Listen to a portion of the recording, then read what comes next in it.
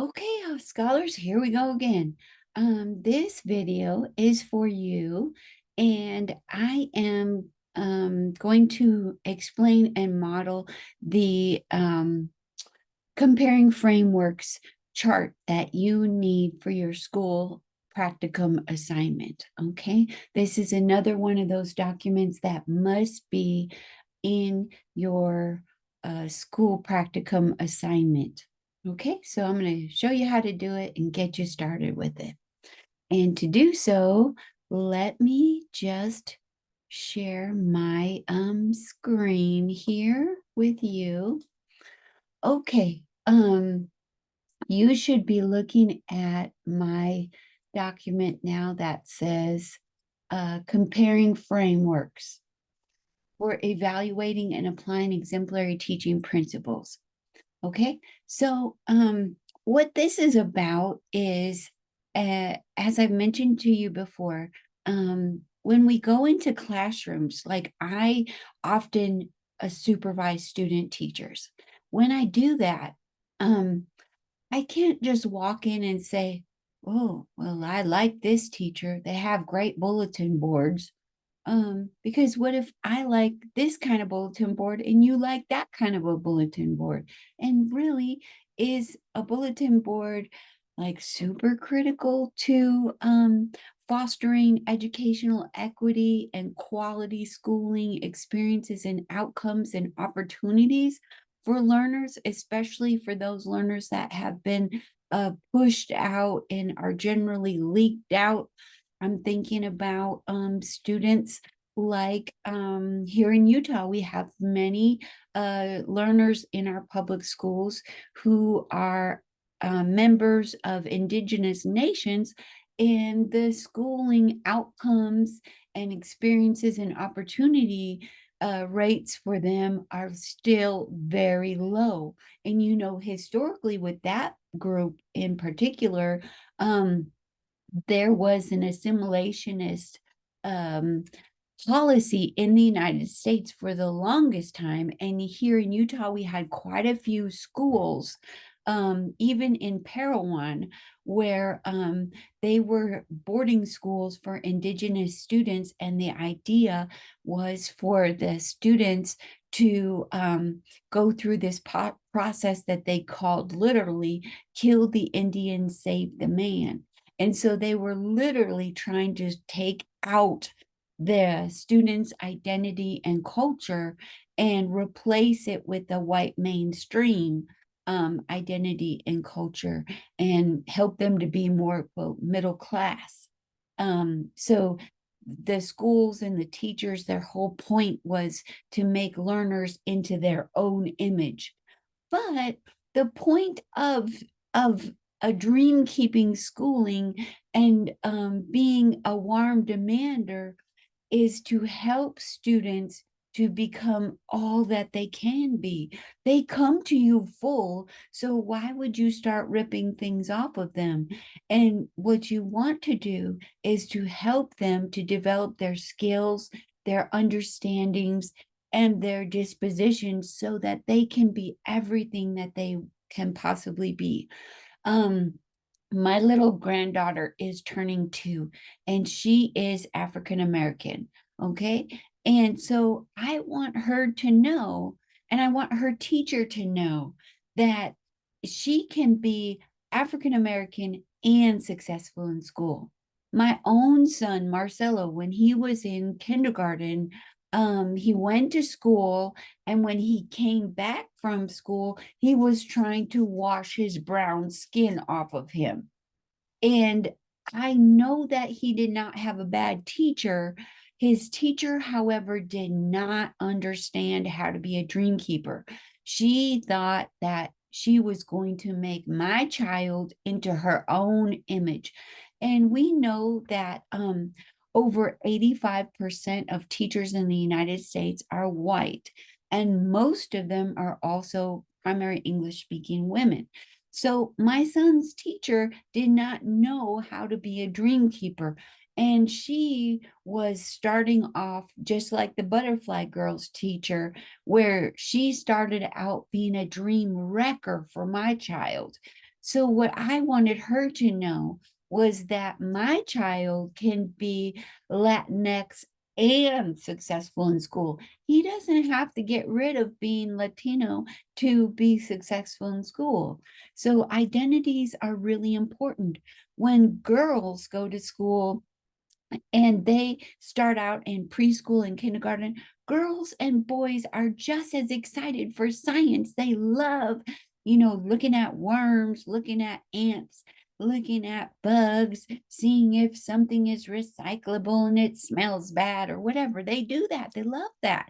But by the time that the girls get to be about 9, 10, going into the fourth grade, they start veering away from math and science sort of things. And they start saying, ew, I don't touch that frog or whatever. And so if teacher doesn't know about identities and how to be a dream keeper, that teacher might be only focusing on the boys, thinking that, well, boys are engineers and boys are good at math. And sometimes boys are louder, so teachers paying more attention to the louder ones, where the girls are kept to be more, quote, ladylike. And so they're often a little bit quieter and well behaved. And so, the squeaky wheel gets the grease. And so sometimes boys get more attention. And so if I'm a dream keeper and I'm looking at my classroom and I'm like, am I calling on the girls? Because I want the girls to have every opportunity to. As a little girl, I wanted to be a school teacher. I did. There's nothing wrong with that. I don't regret that at all. But I wish somebody would have let me know. I would have also been a great geologist. I love being in southern Utah and I see these big mountains and I go hiking and I am just thrilled. I'm like, just, but it wasn't in my mind that math and science was good for me and I could be good at it. And in fact, I grew up like many girls do, and my mother grew up thinking that I was bad at math, and my mom would say that too. That was her experience. And so you have generations of women thinking that they're bad at math. And it's really not that they're bad at math, but a lot of times they just haven't been taught, and very intentionally. So we have to open up all those doors. So that is why it matters very much if you are a dream keeper or a dream wrecker. And even if you don't mean to be a dream wrecker, we have enough of that already happening. That our educational pipelines are leaking, and so they continue to leak. And I didn't get into teaching to keep pushing kids out and helping the leaks continue to the next generation. Now it's your turn. You're going to be entering our profession, a very wonderful, noble, hard profession. And so, are you going to be a dream keeper? If you are, you can't pretend that you don't see that these gaps are there. You have to provide a quality education for every learner, not just the ones that look like you, sound like you, worship like you, and dress like you. So that's what we have to do. So how do we know that it's good teaching? Teaching is an expression of yourself. So therefore, you can't be me. There's only, for better or worse, there's only one me. And there's only one you. So I can't be you and you can't be me. And teaching is an expression of yourself. However, that doesn't mean that teaching is willy-nilly. Well, this is what I like. This is who I am. So this is my teaching and it's great because it's me.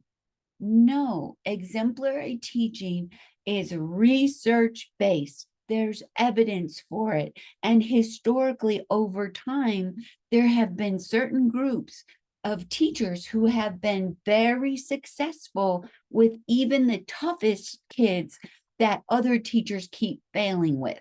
So they know something that other teachers don't know. And so I'm trying to let you in on that little secret about what's the difference between dream keepers and dream wreckers.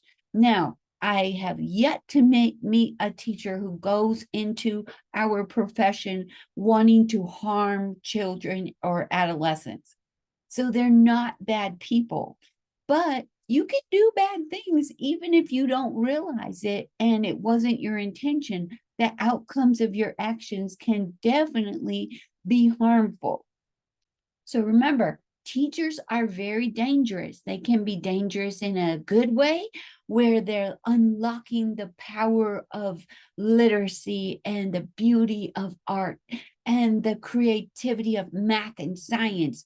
It's so exciting. It's so powerful. So teachers are dangerous when you unlock that. You never know what kind of beauty students are going to create. But teachers can also be very dangerous in a very bad way, where they internalize things and they might forget what they're doing and how they interact with students. Right here in Cedar City, I have unfortunately heard and witnessed teachers talking negatively about a child right in front of the child to another adult, saying, you know, this kid has a lot of fits all the time. This kid doesn't know how to act right. Sometimes teachers will say things like, well, this kid's learning English. Don't expect a lot from him. Okay, kids hear things. They start internalizing that, and they know very well if their teacher likes them or not, if their teacher believes in them or not. Okay, so being a dream keeper is so important. Being a dream wrecker is so harmful, even if you don't mean it. And dream wrecking doesn't have to always be like that kid is stupid. Although in Salt Lake City School District, there was a teacher, I think this was last year, and what she was witnessed as saying, she had a Muslim child and a Black child, both little boys in her classroom, and every day she called them stupid. Okay, obviously that is not okay. Um, and if you hear things like that, you need to report it to the administration. However, not all dream wrecking is so clearly and obviously harmful. Some kinds of dream wrecking is not so easy to spot. For example, sometimes teachers will say, oh, I just love these little guys. I just think they're so wonderful. But I have no hope for them. Bless their hearts. I wish I could take them all home because they're never gonna amount to anything. Bless their hearts. Okay, that is a different kind of dream wrecking. It's well intentioned. I'm sure it is sincere. The teachers that I have heard talking that way about the negative things about their students and how they love them, but they have no hope for them. Um, Children know that. And that's something wrong with the teacher's practice, because the teacher doesn't realize that the children come in the door and they are full. Their gifts are with them, their language that they have, whatever primary language they have, their experiences, their memories, their talents, their hopes, their dreams, they are full. And so, no hope for them. So a teacher like that is a dream wrecker, even if they're not calling the student stupid or in other kind of negative way, which is obviously dream wrecking. Okay, so think about that. So how do we go into a classroom when I'm a student teacher supervisor and say, well, what kind of teaching is this? I have to teach in a way that expresses me. You have to teach in a way that expresses you. So how do I know it's not just all these little kind of eccentric personalities instead of research based? And here's the secret: principles. Principles. What you look for in exemplary teaching are principles. Okay. And now, some of you, even if you didn't grow up with this, you may have heard of it. I'm referring to the Judeo-Christian tradition of the Bible as a text. Okay. So even if that's not your identity as a Christian and you're not familiar with that, you probably have heard of it. So I know a lot of people in Cedar City have. So in the Bible, there's this New Testament and Old Testament.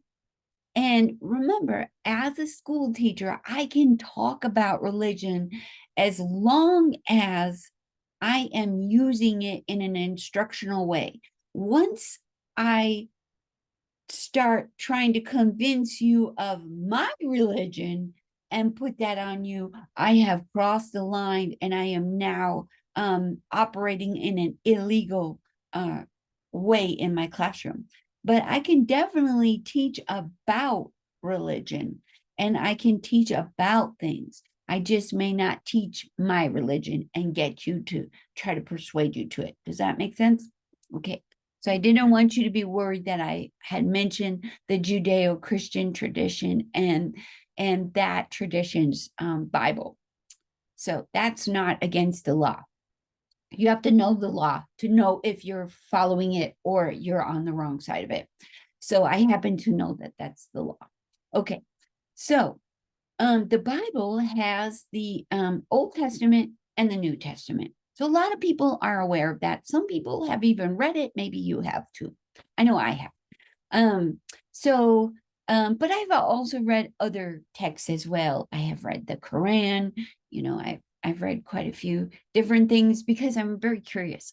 But in the Judeo-Christian Bible, they have an Old Testament and a New Testament. And what's so interesting about the Old Testament is it tends to be very specific. There's all these rules. There's like on the Sabbath, you may only walk this far, this many steps, but if your ox is in the mud, you may pull them up, but it needs to be done before sunset. And there's like all of these steps and rules, and it tells you exactly to how to follow the rules. Go to the New Testament and you got a different situation. And you have these principles that you're supposed to follow to monitor your own behavior. So instead of being told how many steps you have, there's like this list of 10 principles of how you're supposed to monitor your behavior. So you look at your behavior and you're looking at what the principle is, and you're measuring your behavior. Is my behavior at that principle or below it where I missed the mark? So if it says that I should not kill, but I just killed, well, obviously my behavior didn't reach the principle, right? Okay, so that's, I'm not talking specifically about those principles, but principles in general operate that way so that they tell us like what to expect. Okay, so a principle will say, this is the benchmark. You need to get your behavior up here. I'm not going to tell you, well, you should do this and you should do that. You just figure it out however you need to get your behavior at this benchmark. Does that make sense? That's very different than certain recipes like step 1, step 2. So the principles are much more learner-centered and person-centered, where they have to monitor themselves. So a teacher will have that as well. So these frameworks here, a framework has principles in it. So Gloria Ladson Billings, this is her framework over here, and she has 3 principles in her framework. So she says, if you're going to put on my framework and you're going to look at this classroom and you're going to look at a PE classroom or an art classroom or a music classroom or a high school English classroom, you need to look at these 3 principles. You're going to need to see, One, does this classroom have high levels of academic achievement? Okay. Does this classroom have high levels of cultural competence? Does this classroom have high levels of the criticality, the so what factor? Okay. Now, you have to know what those mean in order to see if you can find those principles in the teaching.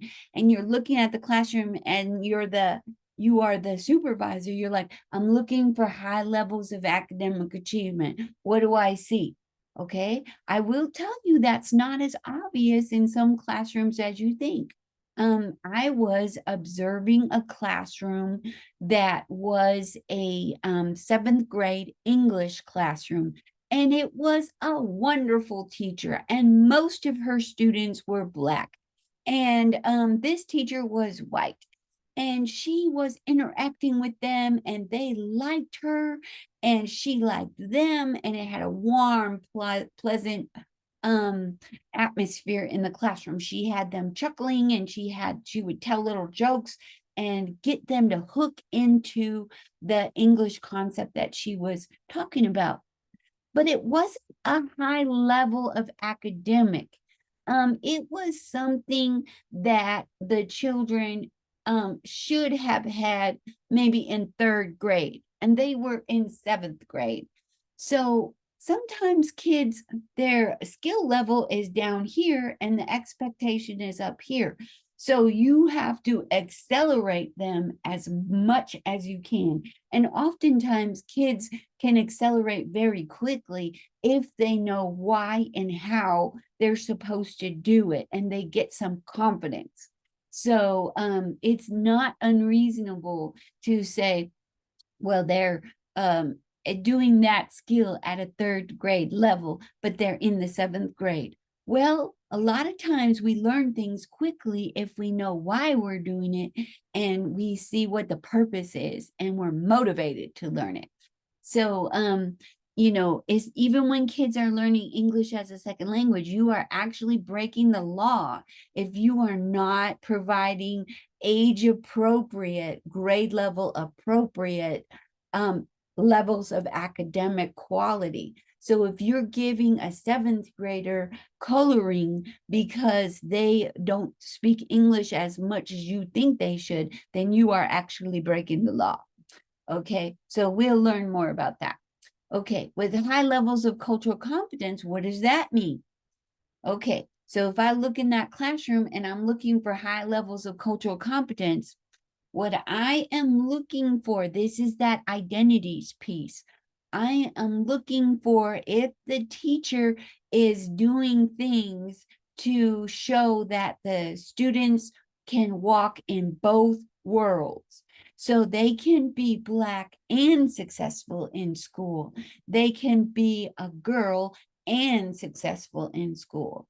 They can be have maybe they have diverse mental abilities, but they can still be successful in school no matter what their identity is or what their background is. They don't have to leave that at the door and become and look like you and try to be in your image. They can do both. So as a teacher, am I seeing that there? So for example, when I was in Alabama, I used a lot of references to college football because that's something that a lot of people know about. Even if they don't understand football, they still know about it. Okay, there's a big rivalry in Alabama between the University of Alabama and Auburn University. So even if you don't understand football, you know about that.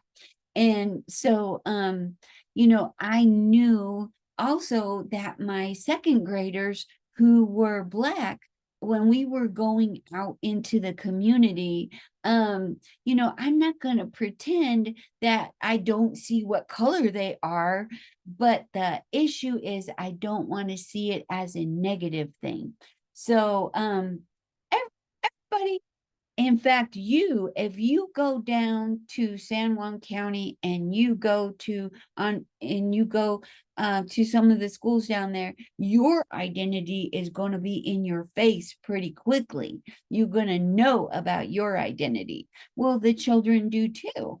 And so what you have to do as a teacher is bring their background in, and understand what they're facing, because a lot of times children, even kindergartners, will know that you are lying to them if you pretend that you don't see what color they are and who they are. It's like, are you even looking at me? So some teachers will say things like, I don't care if they're green or purple or polka dotted. Well, that's ridiculous. If you see a child that is polka dotted, you better call the ambulance right now, because there's something wrong with that child and they need to be in the emergency room. We don't have green children. We don't have purple children. So, you do see that. And the thing is, you shouldn't see it as a negative thing. So if you pretend that you don't see what my gender identity is, I'm like, what are you looking at? Are you even seeing me at all? And so learners are like that too. They're proud of who they are. So if my student Cindy, as one of my students she identified as from the Dene Nation. So she identified as Navajo. And she was very proud of that. If you didn't recognize that about her and help her to understand that that is a wonderful gift to bring into the classroom, wondering what you are looking at. Are you not seeing that child? Okay, so they have to be able to walk in both worlds.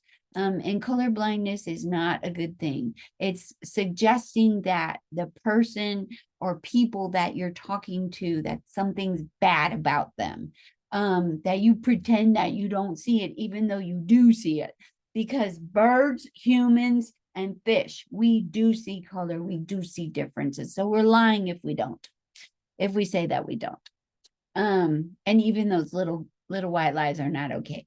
Okay, so don't pretend that you don't see what you do see.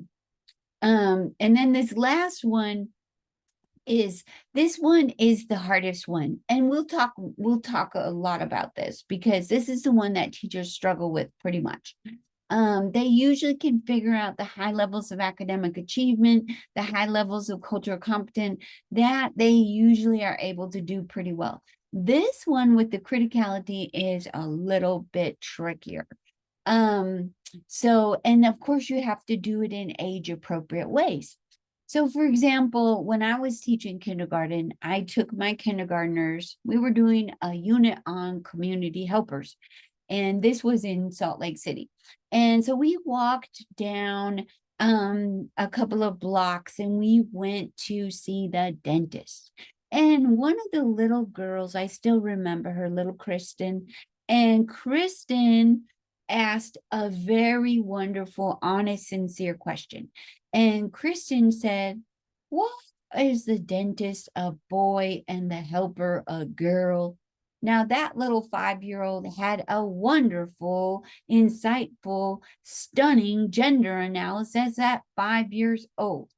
So, to address this is where the teacher is aware of and handles and addresses those kinds of issues. Kids see things, they bring them up. So a lot of times adults want to pretend that children aren't as smart as they are. But children actually see things about the world around them and they ask questions about it. And if they're very young, they haven't always learned yet to not say something about it out loud. I know when my children were little and I would put them in the shopping cart, which is in the South, we call that a buggy, even though it's a shopping cart out here. And I put my toddler in the buggy and she would say, look at that lady. And if it was body size or whatever it was, I was just, paranoid that she was going to say something that wasn't appropriate. And so I would have to, work with her to learn to accept that human beings come in many different body sizes, shapes, and with many different abilities. And just because you don't, maybe your eardrums don't work the same, at function the same as mine do, and you have this other device, doesn't mean there's something wrong with you. So that those are the kind of things that we have to look at. So, you know, I had to, we talked about it in our classroom as kindergartners, and we said, we talked about how girls can be dentists too. Girls can be pilots. You don't see a lot of women as pilots, but they can be pilots. So you're talking about and affirming that those things happen, and it's okay that if you want to be a pilot, you could be a pilot. You know, if you're a boy and you want to play with a doll, it is okay to play with a doll too. Okay, so we're addressing those sort of things which children are seeing around them. Okay, so those with Ladson Billings, hers, she has only 3 of those different principles. Now we're going to fill in the chart and compare Dr. Mohammed's her framework, and she actually has a different framework, and we're going to see how Dr. Mohammed's framework matches up and or doesn't with Dr. Ladson Billings. And so we're going to fill out our chart like that. Okay, so first of all, we're going to bring our the Ladson, the Mohammed framework up and see what this says. Okay, so again, frameworks are the glasses that you put on. It tells you what are those principles you're looking for when you go out into the classroom. So when you are watching those videotaped recordings, you're going to be choosing one of these frameworks to look at, to evaluate the kind of teaching that you're seeing. So when you write, oh, it was a great lesson, where's your evidence for that? Did it have high levels of academic achievement? Did it have high levels of cultural competence? Did it address the so what factor? And as we look at these different frameworks, you're going to see that in every single lesson, you don't always meet every single principle. So sometimes, like when we get to Dr. Timont's framework, you'll see like hers is good for a unit because you'll see the different principles not in each particular lesson, but across some of the lessons that are hooked together. So sometimes in a lesson, I'm focusing more on a skill. Sometimes I'm introducing a concept. Sometimes we're practicing something. And you'll see that as you watch the different videos, you'll be like, I didn't even see the beginning of this lesson. So you're just evaluating what they show you. So you don't necessarily know, did they do something like any lesson. When you're teaching a lesson and you've got children sitting there, you have to hook them into it to help them to see why they should be interested in listening to what you're saying. So you got to hook them in. I can't tell you how many times I go and observe student teachers and I'm bored out of my mind because the student teacher stands there and is just talking out of the book and just assumes that the students are going to know it's important because the teacher said it's important and it's in the book. No, no, no, no. For example, if we were talking about resources in our environment, and I look around and I say, well, what are our resources in Iron County? Well, then suddenly it's something that the kids in Iron County can relate to and are interested in. Well, what's in Parowan? What do we have there? They used to, you know, try to mine iron here. And that's why we're Iron County. so you try to hook it in and get them interested in it. Okay.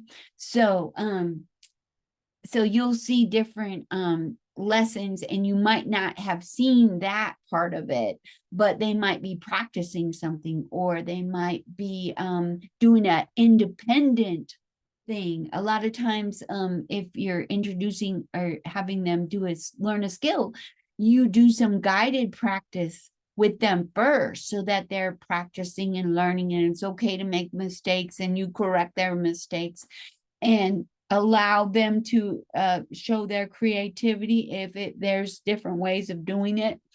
And then they have to have independent practice where they show that they can do it without your help. Okay, so you're going to see all those different things in the lessons that you observe and you evaluate. But you're looking for these principles. And what are Ladson Billings? Her three principles: high levels of academic achievement, high levels of cultural competence, high levels of criticality, the so what. Okay. All right. Now, this is Dr. Mohammed's. And so Mohammed here, she's got 4. So her first principle is that the lesson needs to address students' identities. And what does she mean by that? She says, identity is who you say you are and who others say you are, who you desire to be. So she says, I feel like children are trying to make sense of all of these areas, and the curriculum and the pedagogy should be an opportunity for them to explore that. And so she goes on and she says, this is really, really important for kids of color, because when we look at the representation in children's literature and society, oftentimes and historically, they are not in the books and in the posters and in the images that they're looking at. So I know that is probably why my child came home from school and his teacher did not say, I would put money on it that she never said, look, if your skin doesn't look like mine, you have the wrong color skin. I know she did not do that, even though I wasn't there in the building. That's highly unlikely. And so what she probably didn't realize was all of the books that she was showing and all of the pictures and images in her classroom all showed pictures of people and children who had skin like mine, not his. And so that's about identity. Okay. So what does that look like in the classroom? She says, well, how does my teaching and learning help students to learn about themselves and about others? So start with the learners, not the lesson plan, right? And here she tells you how to do it. She says some teachers have written in language like students will understand their environmental identity and their roles and responsibilities regarding the planet. Then in the lesson, they have opportunities for students to deeply reflect on how and why they recycle and take care of the planet. So here they're developing an identity as I am a citizen of the world. I am a member of the global community. That's my identity. So I have to think about what's in the environment around me. Okay, so she talks about skills or identity. Got to be in the lesson plan. Okay. And again, every single lesson is not going to have every single principle, but that's what you're looking for. And you should regularly see identity in there. Irregularly, when you're thinking about even what stories you choose, what's the assignments, what songs we're going to sing, what kind of poetry we're going to do, what dances we're going to do. You're thinking about identity right there. Okay, so it doesn't have to be explicit. It can sometimes just be like in the images around us, the stories and so on that we do. Okay, it's also got to have skills. You got to focus on skills. This, a lot of people understand this. I have to learn how to write in cursive. So I used to teach cursive to second and third graders And I was very particular about, if their A went under the line or was too far above the line. And so you might think that's a little nitpicky of me, but I wanted them to learn this skill. And I told them, like, you're going to develop your own handwriting style, but I want you to know how those letters need to be formed. So you're developing that skill, and then your craftsmanship can come later. Okay, so I was very particular about that. They'd have to redo it if it wasn't right. So skills in math, in science, everything. But you don't want to have skills just out of context. I learned this a hard way. I was trying to teach second graders about the possessive. If you put the apostrophe behind the S or before the S when you're writing dogs, the dog's bone or the dog's bones, right? And so the students were like, this is so, I don't care, but when we were writing our own stories and they needed apostrophes, suddenly it became very meaningful. They picked it up like that. And actually, they were super proud of themselves that they knew where apostrophes would go before or after, because a lot of the older kids did not know that. So they loved kind of being so smart, even though they were only 7 and 8. Okay. So what does that look like? And she says, teaching skills is more or less what you'd expect. Okay. They, in physical education, you want to play basketball, you need to know how to dribble. You need to know how to shoot a basket and what's the right form for that and so on. Okay. The next principle in Mohammed's is intellect. Now, I know you know this because you already read this, right? And so now this is where it is so important what the kid's identity is, because with some children, the teachers have low expectations and they might not even realize it. They're like, you know what? I work on the west side of Salt Lake. This was me. I work on the west side of Salt Lake. And the teachers there, they would always say that I work on the west side of Salt Lake. And it's like, but their assumption was, don't expect much because my students come from the west side of Salt Lake, which is the more minoritized, more working class part of Salt Lake City. So they didn't expect much of their students. And it showed. I know when I first I started teaching, and I was teaching more in the central area of Salt Lake City School District. And then being the low person on a totem pole, I was transferred to the west side of Salt Lake City School District. And I was so excited because I had been in Mexico, I had been in South America. I was super happy. But my colleagues from my other school were like, get yourself a bulletproof vest. And they were like, oh, good luck keeping your tires not from being slashed. And this was in the 90s, okay? And so when I was at my first school, the students were reading Stone Fox. They were in the second grade and they were reading little novels.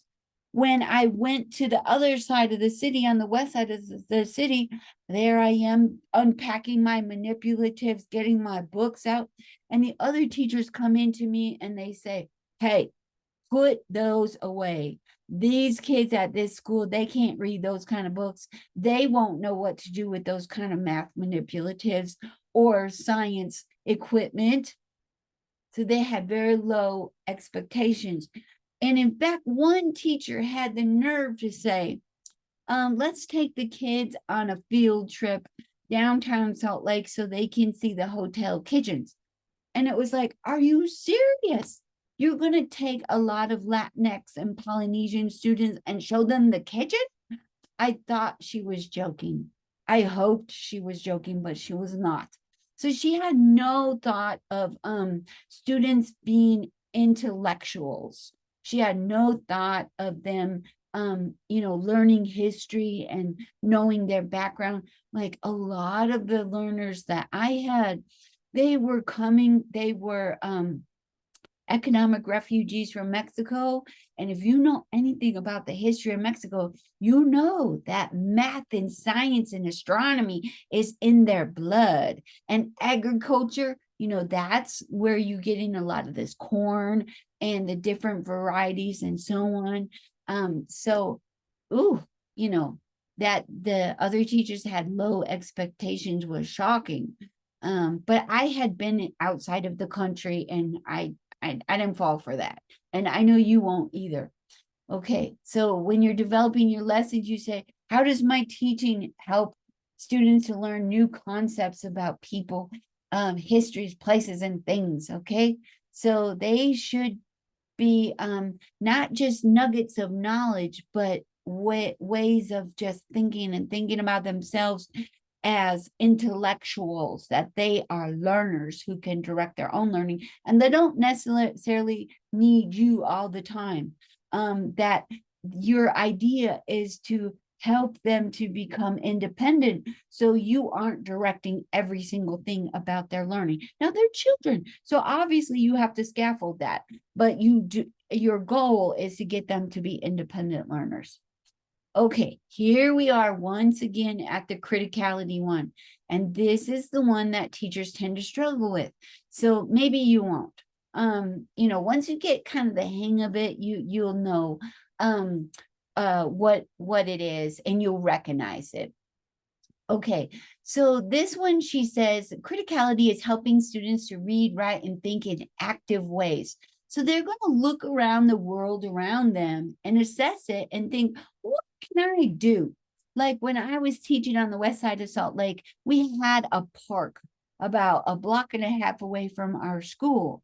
And so a lot of times, because we didn't always have a PE teacher, I was the PE teacher and the art teacher and the music teacher and the English teacher and the math teacher, and so on. Elementary teachers are. So I would take them down to the park, and we had to be very careful because there were needles and broken beer bottles and other kinds of bottles broken and around the park.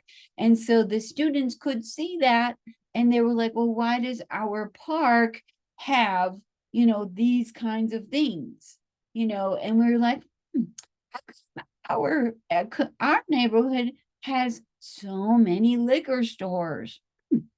So they were looking around at the world around them and developing skills about, well, we can't do everything, but we can do something. And so our students actually, they wrote letters to the mayor, and a cleaning project was initiated for our park. And so you never know what kids will come up and what they will do. They're much more capable than most adults give them credit for. And they do know that things are unequal around them. Okay. So they know when like as a kindergarten teacher, if I would say, well, Mr. Policeman is my friend. Well, maybe he's my friend, but in some communities, they've had a lot of bad experiences. And in fact, so bad that they have to get in the streets and be yelling Black Lives Matter because they keep getting killed as if Black lives did not matter. So, I don't necessarily have the gun always pointed at me. So when I say Mr. Policeman is my friend, well, that's been my experience, but it's not everybody's experience. So if I just think that everybody does that, then the kids will think that I'm lying. So I have to leave that open a little bit and talk about it in age appropriate ways. And so that is Mohammed's framework there. Now let's put hers into our framework here. Okay, high levels of academic achievement. Let's see what we've got. Okay. So let's go to the first one, identity. Okay. Where could we put identity? I'm just going to say that I would put identity right here with I think it matches Ladson Billings' cultural competence principle pretty well, because what Ladson Billings is saying, they have to be able to walk in two worlds. So I feel like identity is about being able to walk in two worlds. So I'm going to put identity right here. That's Mohammed's, and it matches with Ladson Billings. Okay, the second principle that Mohammed had was skills.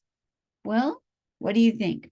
Put it in high levels of academic achievement? Let's put it there. Okay, I'll put it there because I feel like I can make the argument for it. I can explain my rationale for it. Skills, you need skills and concepts and knowledge to be able to have high levels of academic achievement. So I'm going to put it right there. I feel like those two match. Okay, intellect. Where to put that? I feel it could go here, intellect. I also feel like it could go here as well. Like it's not just skills out of context, like where to put the apostrophe before or after the S, but actually intellect, as in my students are intellectuals. They're writing their own stories, they're creating poetry, they're thinking about the world around them in social studies. So you have to be an intellectual for that. So I feel like it kind of goes in both. So I'm going to put it in both. Okay, you decide how you want to do it, but I'm going to put it in both. And then I have criticality. Well, obviously, it goes in this bottom one right here. Okay, criticality. So both of them talk about criticality. So when we see good teaching, it's got to have that criticality. Got to. Okay, it's got to have the cultural competence where you're looking at identity and then learning to walk in both worlds. Got to have skills. They have to pass those achievement tests, those standardized tests. Everybody has to take them. They have to pass them. Okay. All right. So now we've got Mohammed's. Now let's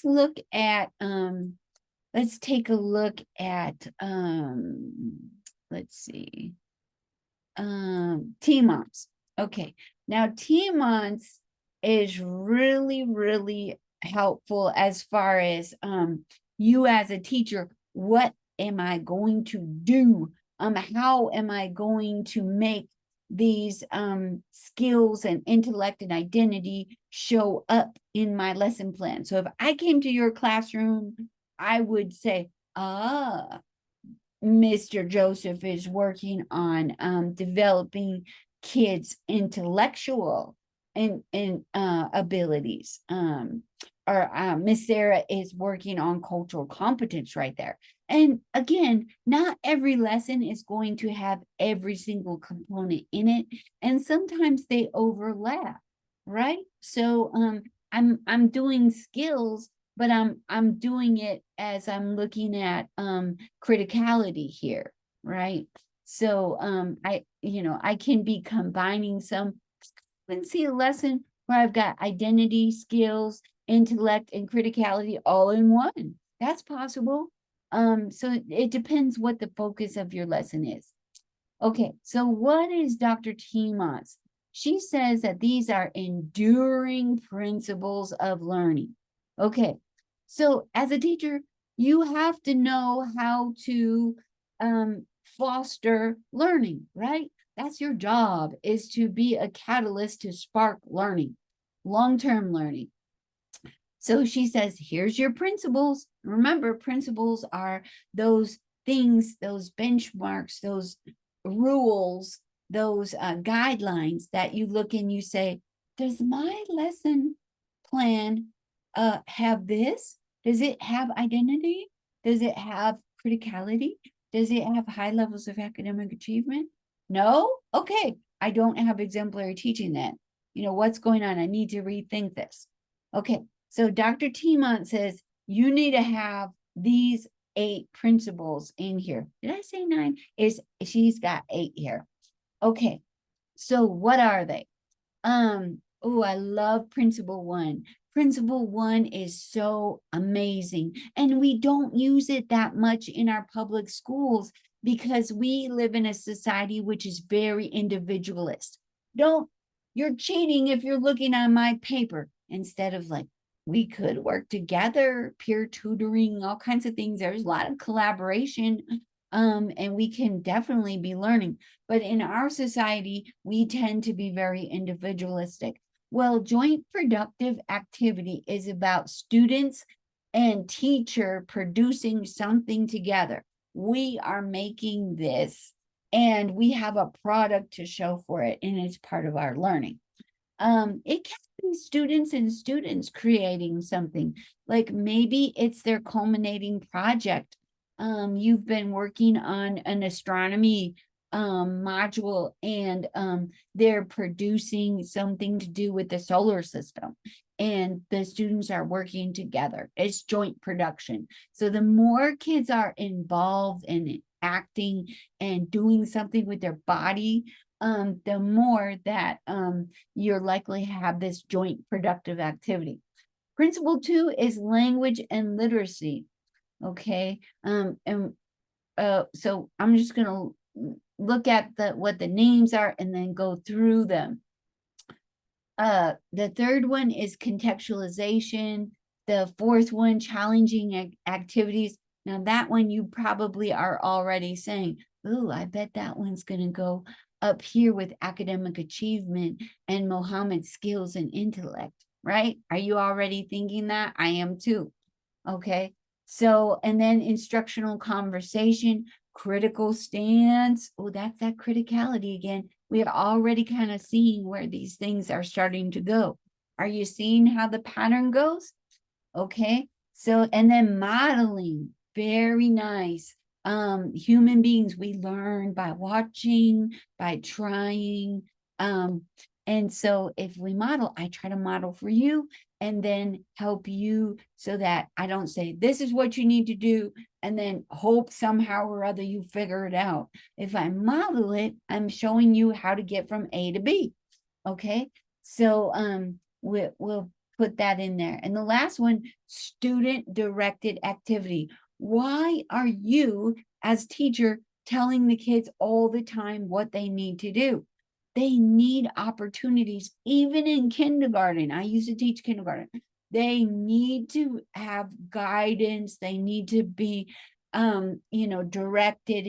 There are only 5 in kindergarten, but even in high school, they need to be guided, supported, encouraged. But sometimes they also have to practice making choices and directing their own learning. How are they going to learn to be independent learners if they never have a chance to practice being independent learners and making choices about their own learning? Okay, so kids love that. And teachers are sometimes a little bit nervous about that because they're like, "Ooh, I'm losing control. I need to be in control of everything everywhere because there's 30 bodies in here and just one of me. And so I have to control." And so after you've been in the classroom for a while, you know how to set up the routines and practices and mini lessons so that you don't have to be controlling everything all the time. Is not a good idea to be controlling everything all the time. If the students feel like they have choices and investment, the behavior management goes way down because they are invested in the classroom and it becomes our space. Okay. So let's see. We can probably even be putting oops, I didn't want to do that. We can probably start putting some of these in because we already know what we want to do with some of these, right? So the first one was joint productive activity. Now, that one, I could see it going here with high levels of academic achievement. Think about Bloom's taxonomy, and you're collaborating, synthesizing, you're doing these higher level thinking, and you're doing it together. So I could see it going here at joint productive activity. I could see it here. Where you're actually producing something, and it might be something that has to do with cultural competence, but you're working together to produce something. Maybe it's a shared writing, and we're together producing a story, and we did that together, teacher and students. Or maybe it's students are coming up with their own. They're working in pairs or small groups. Okay, so we're going to put that there. Language and thinking, which is language and literacy development. This one is where you're looking at language is key for social interactions. Oh, and so she says here, a vibrant classroom provides ample opportunities for students to encounter, exercise, and develop their language and literacy skills. Teachers must create spaces for students to have an active relationship with language. Okay. And so that she talks about cross-linguistic transfer, meta-linguistic awareness. So here's language. Especially when you're looking at classrooms with where learners are primary speakers of languages other than English, they come to you with that gift. So think about it as a gift, because students are often expected in kindergarten and through a 6th grade to get rid of that language. And then when they get to middle school and high school, we want them to have a second language, but we try to get rid of it already. So that doesn't even make any sense. But in language classrooms, a lot of times, especially if you have learners who speak languages other than English as their first language, the teacher is doing most of the talking. That's true. As a teacher, I know it's me. I'm a talker. But you want to give students as much opportunity to talk in meaningful ways as possible. That's how they develop their language. That's how they acquire a love of language. Like when words rhyme, and when you can use words in different ways to create these images. Words are very powerful. And so then once they start understanding that and being able to use it as a tool, that is very powerful. So that said, I think I'm gonna put language literacy and development right here with high levels of academic achievement. And it can be used to develop high levels of cultural competence and high levels of criticality there as well. But I think I'm going to leave it there.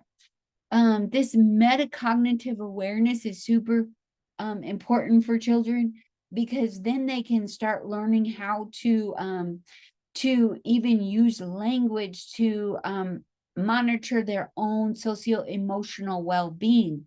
So if they're like starting to feel angry, they can be aware of their feelings. Like my metacognition, I'm thinking about my thinking, I am feeling angry. And they can be able to do some self-talk to be able to de-escalate that. And especially if you model that and help them to learn how to de-escalate, if it's an interaction conflict like that, de-escalate, or if it's just something that they need for themselves. So sometimes children and even adults don't know that they are in charge of their own emotions.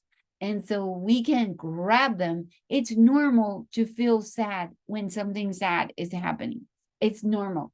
But then if you're sad for too long, it becomes debilitating. So you have to have strategies to be able to say, okay, that is okay. I feel sad because it was sad, but I can't be sad always, and so what am I going to do? So that metacognition helps with socio-emotional well-being as well as academic. They do some self-talk and say, now, what did I learn about that?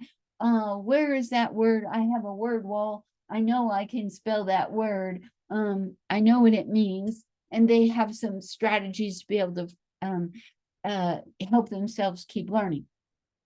Okay. So making meaning by connected learning, okay, that one, contextualization, that's when you're really making it relevant to them and their lives. Who are they? You know, if if I am in Utah and talking about the Southeastern conference with sports, people in Utah don't necessarily care about that, so it's like contextually, it's not where they are. So I need to know who my students are and make it relevant to their context and background. Okay. So I think I'm going to put contextualization right here with, identity and, cultural competence. I feel like it goes there pretty well. Okay.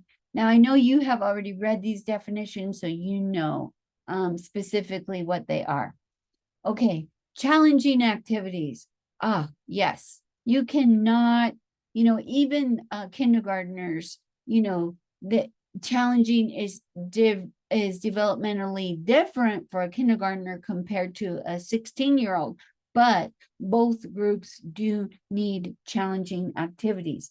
And so much of what teachers do in classrooms is boring as all get out. When I am supervising student teachers, sometimes I just want to fall out of my chair because I'm so bored, because it is so uninteresting and so not challenging. So challenging activities, I really think would go here. And you have to develop those skills so that you can do challenging activities. You might have to start out with some lower level things on Bloom's taxonomy, but your goal is to get to the high level. When my third graders were subtracting six digit numbers by 6-digit numbers, the sixth grade teacher was a little bit upset about that. But I was accelerating them, and I wanted them to be prepared to move ahead. So she was like, well, I teach them that. And it's like, well, okay, great. But I want them to be accelerated because people had low expectations for them anyway. And so, just doing a whole page of 1 + 1 and 2 + 1 is boring. But I also needed to build that automaticity. So there were times when we were doing some of those low level things. So you have to put that in context. Okay. Okay. Teaching through student teacher dialogue, instructional conversation. Okay. I could see this going either here, up here. Yeah, I'm gonna put that up. I'm gonna put that one up here. Instructional conversation. And this one is if you have ever taught a kid how to tie their shoes, that was instructional conversation. You're like, make a bunny ear and then go around. So that's where you're using language and coaching and guiding to teach a skill or concept. Okay. I definitely needed instructional conversation to be taught how to do fractions because it was as clear as mud to me as a fourth grader. But my teacher kept on using instructional conversations and I finally got it. Okay. Teaching to agentive inquiry. Ooh, that sounds like some graduate school stuff. But really all that is for that's that criticality here, critical stance. And I love what Timont says here because she's saying this agentive part, like I don't have to passively think that uh everything just happens to me. So for example, sometimes I have college students who are first generation and they kind of have imposter syndrome and they're like, trying to be small and they're like, I don't think I should be here. And they don't realize like No, you do belong here. This is your university and your education too. And you have a right to say something. You might not be the professor, but you are a student and you come full of knowledge and gifts and talents. You can say something and do something. And, sometimes students don't realize, like, well, I know we had a forum at our university when I was at UMass, and the students wanted to go there so bad. It was such a it was Judith Butler was coming, and she's a big important scholar, and so my students really wanted to go there. But our program director had said that they were required to go to class. And so obviously, as the other professor, I couldn't say, well, just skip that. But I did mention that they had agency. Hmm? They could choose their actions. Just just saying, I wasn't telling them what to do, but I was reminding them that they could and and should, when they choose, they can act on the world around them. So, you know, it was not for me to make that decision for them, but they do have agency. Hmm? So sometimes students don't know that, and sometimes teachers don't know that either. They're used to the administration saying something, the district level saying something, and teachers don't know that they too have agency and can challenge things and push back and suggest things. They do know things. Okay, so that's really important. And modeling, where are we going to put modeling? I think we'll probably put modeling here at high levels of academic achievement. Just modeling is definitely going to help students to know, that's what it looks for. Do a talk aloud. How did you think through that? So if you want high levels of academic achievement, you've got to foster, scaffold, support that, and modeling is a good way to do that. Okay. A self-directed activity. I'm going to put that one here too. Self-directed activity. You can be doing all of these things to develop cultural competence and high levels of criticality by doing this self-directed activity. And we talked about that kids should have some choices about what they do. Now, if you say, should we do spelling? And you put that post as a question and you meant it rhetorically, but the kids say no, then you're stuck with that. You have to skip spelling because you said you gave them a choice and they chose no. And so if you don't follow that choice, then they're not going to trust you. They're going to think, well, my teacher lies. So you don't want that to happen to you. Okay. All righty. So are you getting the idea here? We have done Ladson Billings, Mohammed, Timont. Okay. And now you can do Hammonds on your own because it's only a let me see if I can pull it up for you. Here it is. Okay. Oops, that is not it. Okay. So Hammonds, she's got 4 as well.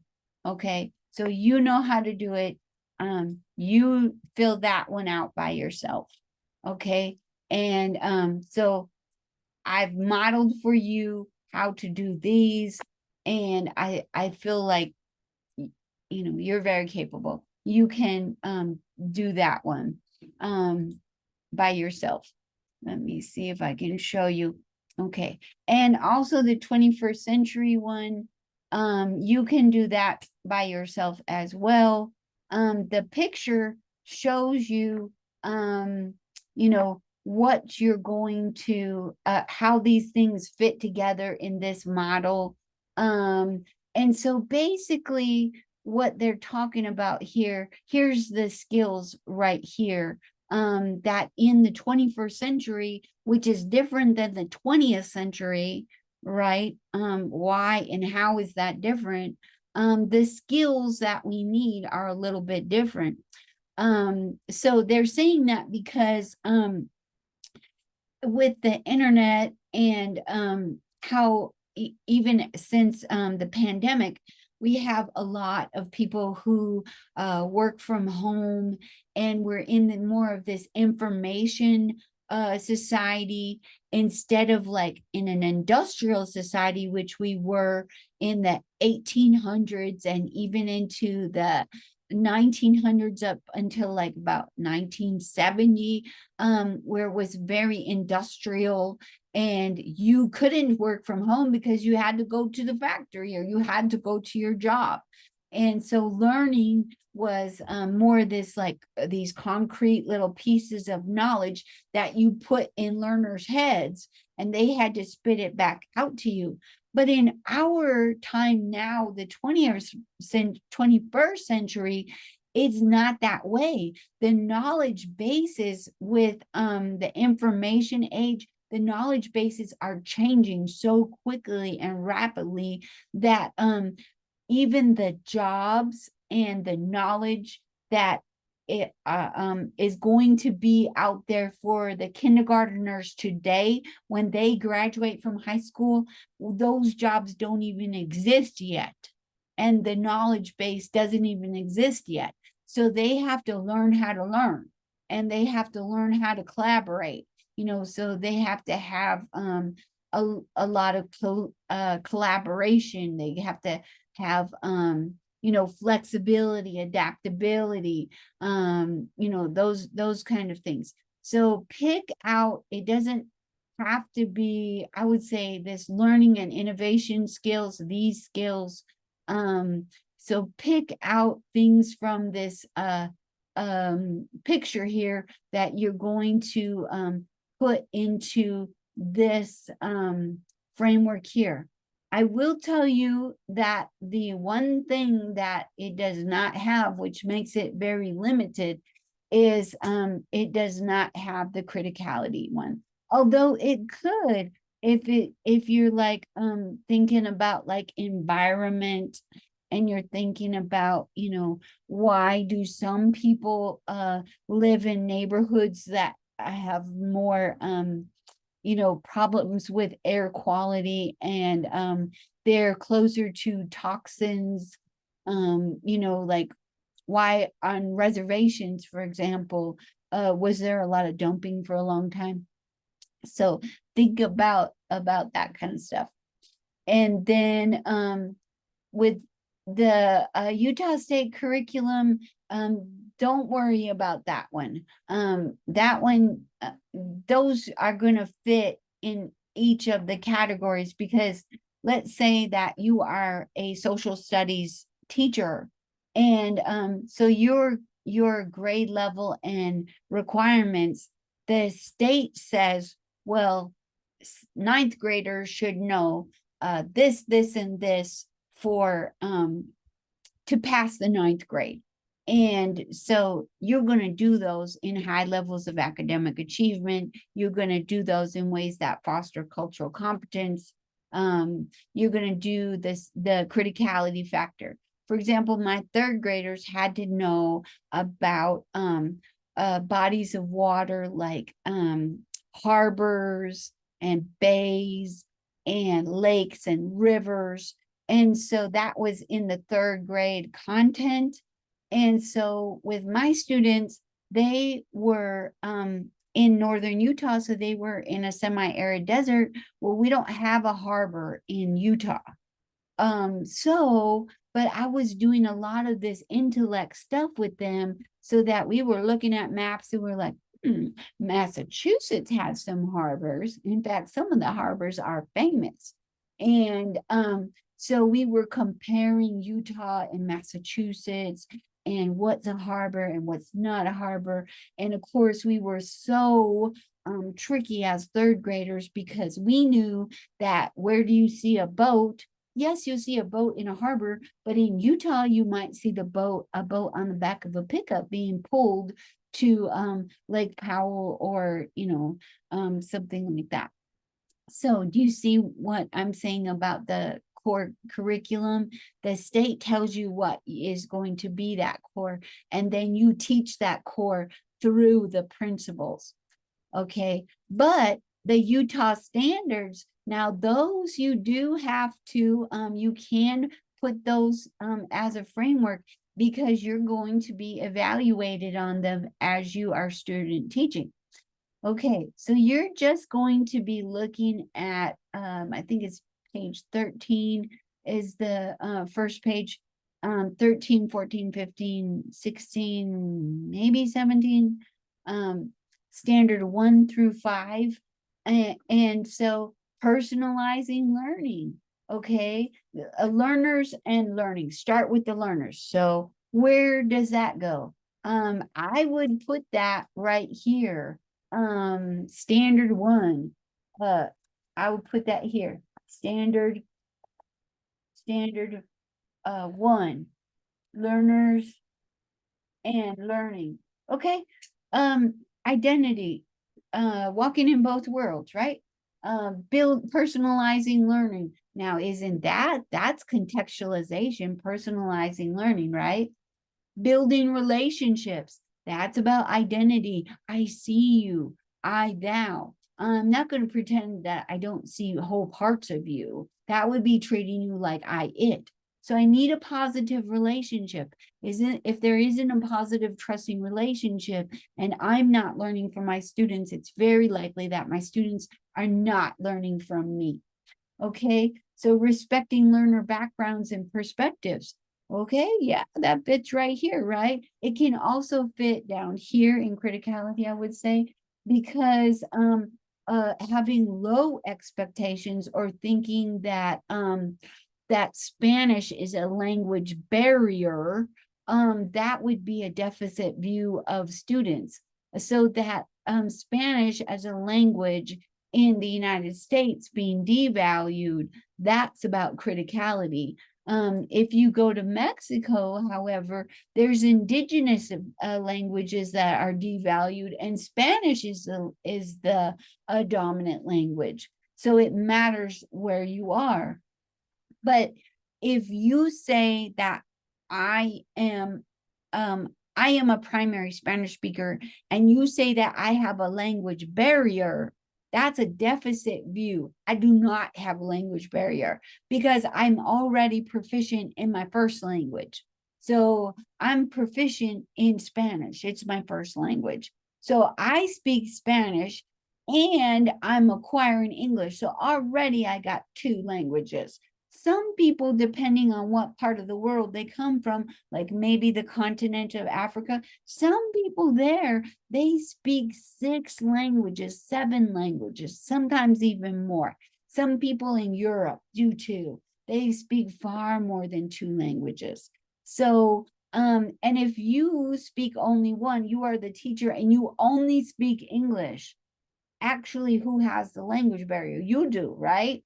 So as a student, I don't have a language barrier. And most communication doesn't come from the words coming out of my mouth. It comes from body language. That's why sometimes it's so hard with online asynchronous, because we're missing the body. Okay. So so I don't have a language barrier. So don't use that term. That's a deficit view. So you have to respect the background. You can see that that's fitting there. Fostering self-awareness. Isn't that about identity? So I would put it there. Instructional clarity, the content, learning progression, that sounds a lot like over here. It's got to be challenging activities, right? Content, challenging activity. It could also be over here with identity. You want the content to reflect the learners, right? So the state gives you these general things, and you're going to make them specific. You're going to teach about that concept in ways that's contextualized to your students. And learning progression, you can't start out, you cannot expect students to multiply 6 digits by 6 digits if they don't have their basic multiplication facts yet, right? So it has to be a learning progression where you're scaffolding and modeling and giving them a guided practice and an independent practice. So I would put that up here in this level right here. Engagement, yeah, that isn't that engagement joint productive activity. Yeah. Okay. So you go through, here's standard 3, and see where are you going to put those. Standard 4, where are you going to put those? Standard 5, now this is more about you. So if this one communication, that I would put that here in this cultural competence as well, because you need to be very effective in interacting with parents and things like that. But this is definitely about you. You know, are you respectful to every family and background? So I have had sometimes parents come to parent teacher conference where I know that they have been drinking. I know maybe they have been smoking pot or whatever, but they're there. You know, I don't have control over what they do or don't do, and that might not be in my lifestyle, so I put it in my back pocket. I don't have any control over them. I'm there to work with them because they are their child's first and most important teachers before me. So I am there to work with them on behalf of their child. So, and obviously I need to be following the laws, rules, and policies, and I need to be professional and ethical in all that I do. Okay, so you're going to put those on there. And okay, I'm going to save this. I'm going to stop sharing my screen because that is how you will complete your comparing frameworks chart, and your finished product you will save because it will be part of your school practicum assignment. Okay, make sure your name and date is on it. I don't think I put room for it. I didn't put a line that says name, date, section, but you know, put it on there. Obviously I have to know whose it is. It's going to be part of that big document that you submit as one. So it'll be in that. So I just need to be able to give you credit for it. Okay. All right. Well, it's been fun. Hope you enjoyed it. I did.